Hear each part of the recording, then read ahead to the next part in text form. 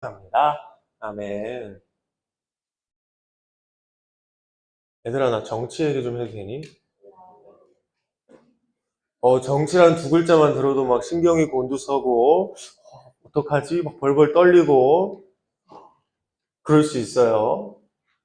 왜 그럴까? 왜 우리가 정치 색깔을 드러낸다고 하죠? 그런 것들이 왜 우리 사회에서 지금 문제가 되고 논란이 되는 일일까요? 정치가, 어, 나도 막 벌벌 떨리는데, 정치가 원래는 국민들을 위한 것이어야 되죠. 국민들에게 어떤 제도와 법이 필요하고 그들을 위해서 어떤 것들이 만들어지는지 고민하는 그런 건강한 것이었다면 우리가 서로 토론하는 것에 아무런 거리낌이 없었겠죠. 지금은 정치 얘기만 나와도 벌벌 떨리는 이유가 아마 너무도 극단화돼서 너무 편가르기가 심해서 어떤 말을 하면 이게 막 논쟁이 벌어지지 않을까? 어떤 심각한 일이 막 생기지 않을까? 라는 걱정부터 하게 되는 상황에 놓여 있기 때문이겠죠. 인기 투표처럼 이런 말을 하는 사람은 우리 편이고 저런 주장을 하는 사람은 저쪽 편, 나쁜 사람들이고 이 너무 명확하게 갈라지는 시대에 우리 살고 있죠. 인간의 죄성은요, 모든 것을 자기 중심적으로 만들어요. 그래서 나라를 위해서 움직여야 할 사람들이 내 이익을 위해서 움직이다 보면 국민들도 피해를 입고 나라도 분열되는 그런 일이 벌어지는 것이죠. 근데 교회도 마찬가지예요. 우리가 하나님의 일을 한다고 하나님 나라를 위해서 산다고 얘기하면서 사실은 나를 위해 사실은 나의 욕심을 위해 살아가면요. 교회 다닌다고 말하는 것이 마치 정치 두 글자 얘기를 말하는 것처럼 말하지 못할 일이 되는 거예요. 실제 우리도 약간 겪고 있는 것 같죠. 교회 다닌다고 말하는 것이 정치 얘기하는 것만큼 뭔가 벌벌 떨리는 그런 일이 되어버렸잖아요. 옛날엔 그렇지 않았어. 교회 다니는 게 정말 좋은 일이었고 선한 사람들이 그런 거였는데 많이 변질된 것이 있지요. 교회가 한마음 한뜻으로 하나 되어야 됩니다. 라고 말하는 성경 말씀 구절들이 많이 있는 이유가 여기에 있죠. 하나님 중심으로 하나님의 뜻대로 교회가 굴러가야 되는데 하나님이 머리 되셔야 돼. 예수님이 머리 되신 교회에 우리가 속해서 그 뜻에 복종하면서 그 뜻을 따라가야지 교회가 아름답고 선한 것으로 보일 수 있는데요. 사람이 머리가 되려고 하면 교회 안에서도 편가르기가 생길 거고 인기대로 막 내 사람 저 사람 막 이렇게 나누게 될 거고 그렇게 되다 보면 좋지 않은 것으로 바뀌겠죠. 초대 교회도 그랬어요. 바울 때도요. 유대 사람들과 이방 사람들이 같은 어떤 갈등을 겪었어요. 유대 사람들은 율법을 따라서 하나님이 주신 말씀에 순종하면 우리가 구원받기 때문에 이 율법대로 살지 않는 너희들은 구원받지 못해. 예수님을 믿는다고 하지만 예수님 믿으려면 돼지고기도 안 먹어야 되고 남자들은 이제 고래 잡는다고 하죠. 할례를 받아야지 구원받는 거야. 그 언약을 따르지 못하면 너네는 구원받을 수 없어.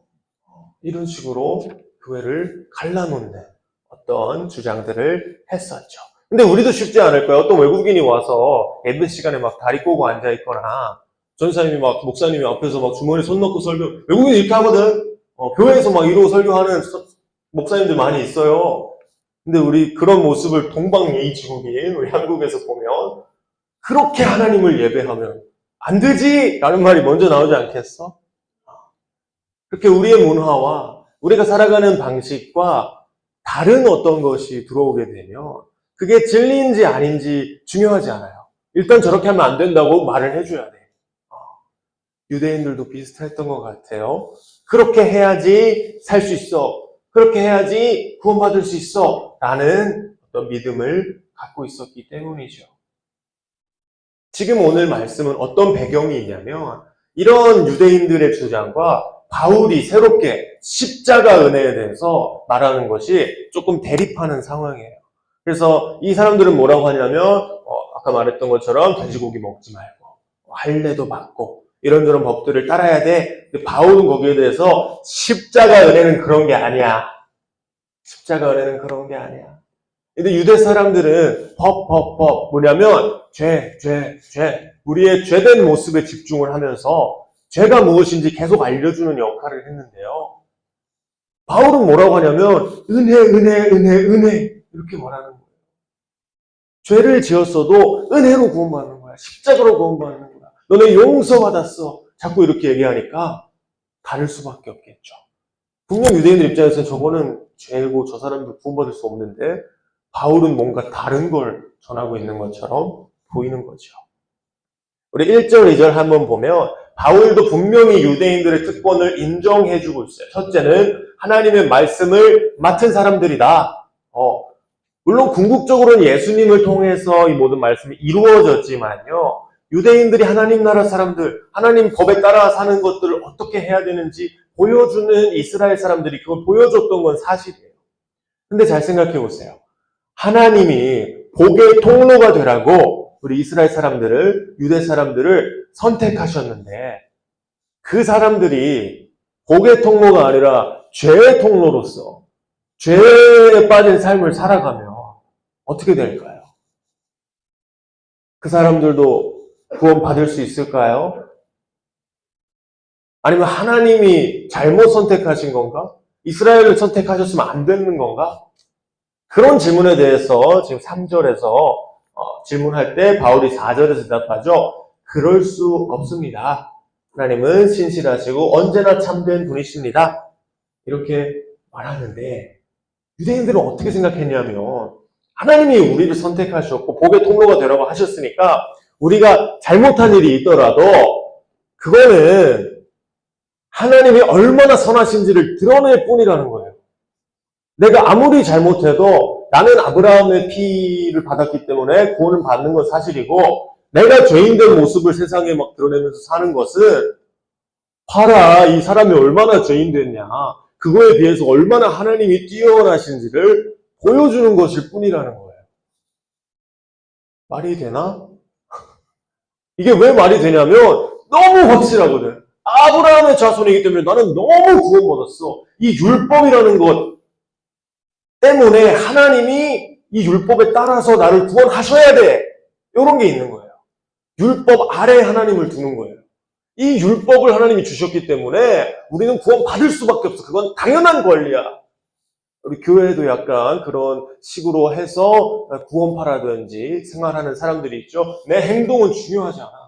하나님이 이미 나를 구원하셨다고 예수 십자가로 나를 구원하셨다고 말씀하셨기 때문에 나를 무조건 구원하셔야 돼. 내가 어떻게 살든지 하나님은 나를 구원하실 수밖에 없어. 라고 하면서 사는 게 유대인들이었다는 거예요. 내가 대학에 가서 어떻게 하나님을 섬길 수 있을까? 내가 어떤 공부를 하는 것을 통해서 많은 사람들에게 유익을 줄 수 있을까? 이런 고민을 하지 않고 하나님, 저 예배 자리에 나왔어요. 성경도 읽었어요. 기도도 했어요. 저 좋은 대학 가야겠죠? 라고 묻는 게 이런 거라는 거예요. 주객이 전도돼. 하나님 나라를 위해 내가 사는 게 아니고 나를 위해 하나님 나라가 주어진 것처럼 하나님의 마음을 살피지 않고 문자적으로 있는 그대로 그게 진실이라고 받아들이는 것. 이렇게 하다 보면 나중에 7절에 하는 사람들처럼 얘기할 수 있어요. 7절에 뭐라 그래요? 나의 거짓됨 때문에 하나님의 참되심이 더욱 분명하게 드러나서 하나님의 영광이 돌아간다면 왜 나도 역시 죄인으로 판정받습니까? 뭐라고 하는 거야? 하나님이 나를 죄인으로 판단하신다면 그건 하나님이 잘못한 거예요. 왜 나를 그렇게 잘못 판단하시냐는 거야, 하나님. 나는 악을 행했지만 나는 절대 구원받아야 되는 사람이란 말이에요. 이 사람들 입장에서는 8절 그 주장들을 정리하면 8절처럼 되겠죠. 좋은 일이 생기게 하기 위하여 악한 일을 하자. 말이 돼요? 말이 안 되죠. 좋은 일을 하기 위하여 악한 일을 하자. 이런 주장에까지 이르게 되는 거예요. 우리 삶을 돌아보면 그럴 수 있다는 거예요. 내가 이렇게 사는 것이 너한테 어떤 영향을 미치는지 잘 모르겠고 하나님의 나라에 어떤 영향을 미치는지 잘 모르겠는데 결국 이건 좋은 거니까 네가 그냥 참고 해. 이렇게 말하는 율법주의가 되는 거죠. 교회에서도 그런 식으로 가르침 받고 우리가 그렇게 자라가다 보면 진짜 문제랑 맞닥뜨렸을 때 우리는 넘어지고 마는 거예요. 그렇게 살라고 귀에 박히도록 들어서 살기는 살았는데 왜 내가 그렇게 해야 되는지, 하나님의 마음이 무엇인지, 그 율법을, 그 말씀을 하신 하나님의 그 뒤에 있는 마음이 무엇인지 우리가 모르면 그냥 넘어지고 말겠죠. 우리는 은혜로 구원받았는데 율법이 우리를 구원했다라고 하는 거는 저번 주에 살펴봤던 황금 송아지가 왜 잘못됐어요? 너희를 애국 땅에서 인도해낸 신이다 라고 하면서 황금 송아지를 섬겼잖아요. 하나님이 하신 건데 하나님의 공로를 어디 돌리는 거예요? 송아지 돌리는 거죠. 우리가 잘못 성경을 해석하면 우리도 그렇게 살 수가 있어요. 하나님의 마음은 그게 아닌데 이 말씀을 내가 해석한 걸 가지고 그 해석한 게 내 우상이 될 수가 있는 거예요. 하나님은 왜 율법을 주셨을까요? 이제 지금부터 오늘 설교 제목에 대한 이유가 막 나올 거예요. 좀 뭔지 모르겠지? 새인가 외가리인가 이게 뭔 소리야? 법을 지킨다고 하나님이 법 아래에 계시는 게 아니에요. 이 하나님은 거룩한 분이시다. 지금 이 이스라엘 사람들은 죄라는 개념도 없고 거룩이라는 개념이 없잖아요. 지금은 우리가 굉장히 도덕적인 법 위에 살고 있기 때문에 남을 해치는 건 잘못된 일이고 훔치는 것도 잘못된 이런 걸 아는데 옛날에 그런 법들이 있었을까? 힘이 세면 그냥 마음대로 하는 게 진리였단 말이에요. 그런데 거룩이 무엇인지, 거룩하게 사는 게 무엇인지 모르잖아. 그래서 하나님이 그때 그 백성에 맞게 그 수준에 맞춰서 주신 게 율법이거든요. 사진 하나 띄워줄래요? 엘리가, 나 자꾸 엘리 얘기하는 것 같은데 딸이에요. 아직 2돌 안 됐죠. 엘리가 저걸 보고 맨날 요새 맨날 하는 게 있거든. 이게 뭐야? 이걸 맨날 해요. 뭐든지 이게 뭐야? 이게 뭐야? 사람한테도 그래. 이게 뭐야? 막 엘리가 저걸 보고 이게 뭐야? 라고 했을 때 선생님 뭐라고 대답해 줘야 될까요? 외갈이야 하면 알아들을까요? 못 알아들어. 새야. 아, 오. 그러면서 다음에 저걸 보면 새 이렇게 가르쳐. 요새는 쉐라 그래. 새라는 말을 못하고 쉐 해도 쉐막 이렇게 얘기해요. 아무튼 새라고 가르쳐 줄 수밖에 없어요. 2돌짜리 아이는 그렇게까지밖에 이해 못하니까. 근데 나중에 엘리가 성인이 돼서 이 가르침을 기억하면서 우리 아빠가 저건 새라고 했어. 누가 저걸 외갈이라고 해? 야, 저거 외갈이 아니야. 새야. 우리 아빠 말이 절대적으로 옳아. 이렇게 하면 저새 뭐라 그래야 될까? 저걸 외갈이가 아니라고 하는 건 틀렸어, 엘리야! 라고 알려줘야 되겠죠. 그럼에도 저걸 새라고 우긴다면 어떤 결과가 있겠어요? 심판받아야 마땅하겠죠. 그게 오늘 8절의 결론이에요. 바울이 그런 사람들 향해서 이렇게 말하는 사람들은 심판받아야 마땅합니다. 엘리야 잘하자. 새라는 게 틀린 건 아니지만 외가리가 아니라고 하는 건 틀린 거죠. 우리 교회에서도 지금 새인지 외가리인지 구분 못하는 사람들이 굉장히 많아요. 하나님이 우리가 이해할 수 없는 것을 가르치셔야 하기 때문에 눈에 보이는 그 사람들한테 영적 개념 이런 게 잘 없었어. 눈에 보이는 걸로 가르칠 수밖에 없어. 그래서 율법을 주신 거고, 그래서 돼지고기를 먹지 않음으로써 너희가 거룩한 사람인 것을 세상에 드러내라. 우리는 하나님 법을 따르는 사람이다. 할례도 그렇고요. 포경수술 받으면 구원받는다 이게 아니고, 그걸 통해서 너희가 내 사람인 것을 세상에 드러내면서 살아라. 근데 그거 자체가 거룩한 건 아니에요. 거룩하다는 증표지. 하나님의 말을 따르는 사람이라는 증거로서 그것들을 행했을 뿐이죠. 예수님이 딱 오셨을 때 많은 율법 사항들을 도전하듯이 얘기하셨어요. 안식일도 그렇고, 정결법, 밥 먹기 전에 손 씻어야 되는 것도 그렇고, 안식일의 주인은 하나님이시다. 인자가 안식일의 주인이시다 하시면서 너희가 알고 있는 개념들은 사실은 이런 거야 라고 알려주셨단 말이에요. 저거 새가 아니라 외가리야 라고 알려주셨어. 그만한 성장이 있었기 때문에, 영적 성장이 있었기 때문에. 그런데도 유대인들은 아니야, 하나님 말씀 분명히 저거 새라고 적혀있어. 외가리는 틀린 거야. 이렇게 하고 있는 거예요. 비유가 좀 이해가 되나?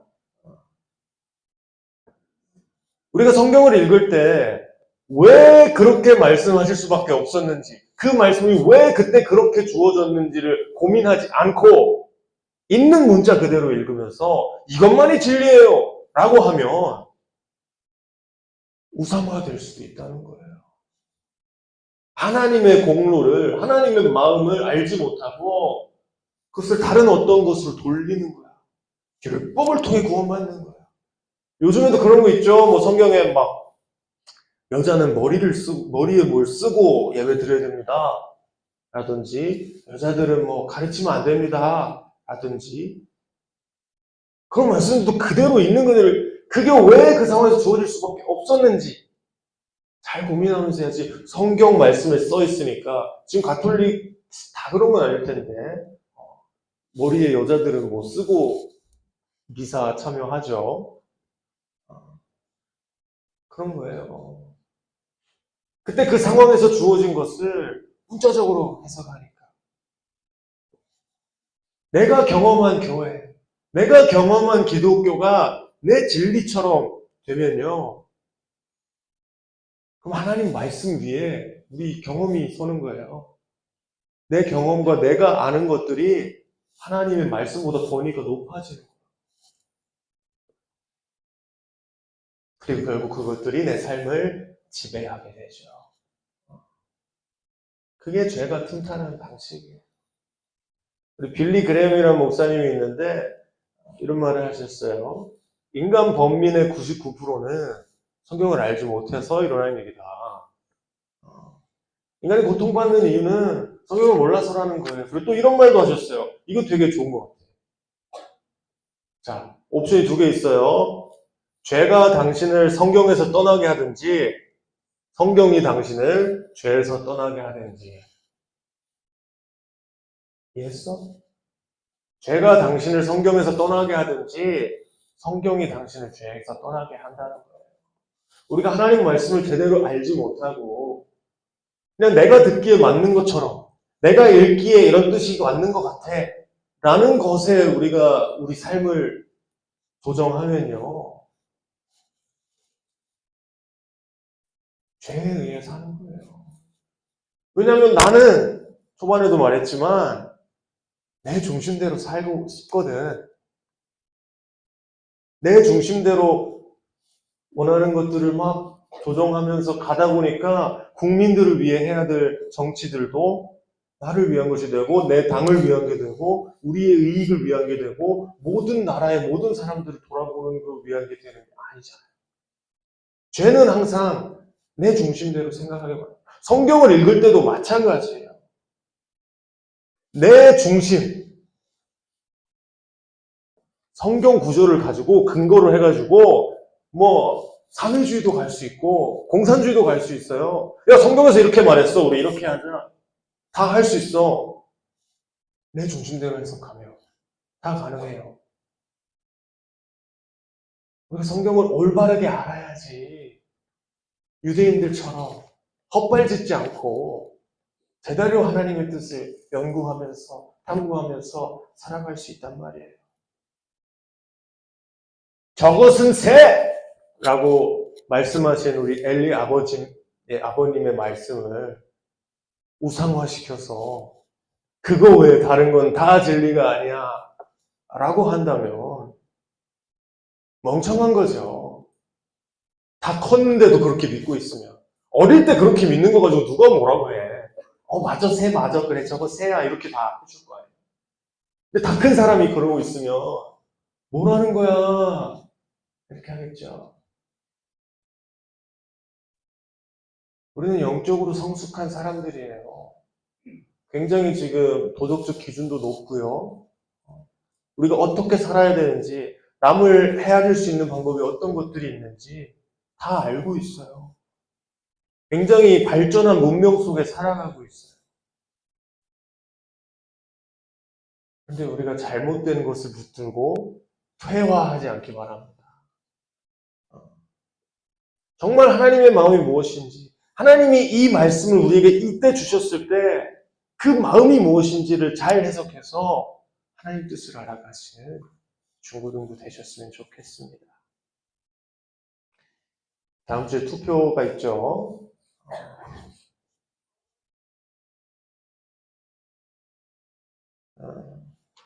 중고등부도 전도사님이 대빵도 아니고 회장이 대빵도 아니고 하나님이 대빵이세요.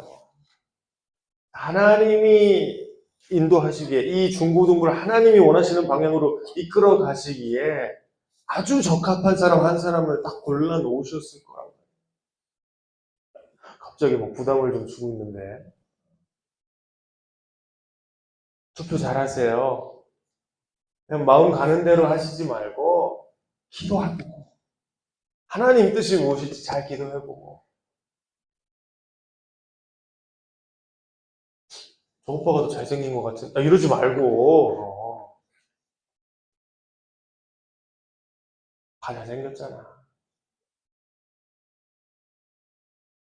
무슨 일을 하든, 투표를 하든, 공부를 하든, 대학을 선택하든, 먼저 하나님의 나라와 그 일을 구하시는 우리 중고등부 되시기 바랍니다.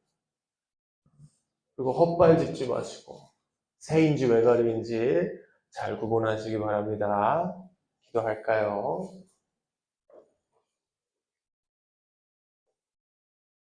하나님 말씀은요, 어떻게 보면 정말 비밀스럽게 주어졌어요.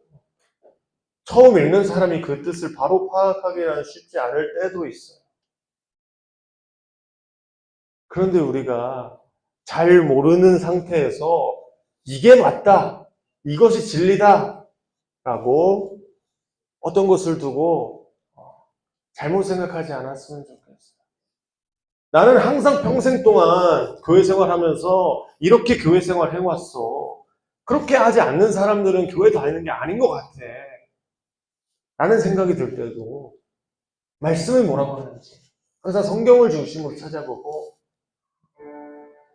하나님의 사람들이 어떻게 하나님 나라를 이루어갔는지 그 선조들의 일들을 읽어보고 공부하고 또 나는 어떤 역할을 할 수 있을지 고민하는 우리 중고등부 되셨으면 좋겠습니다.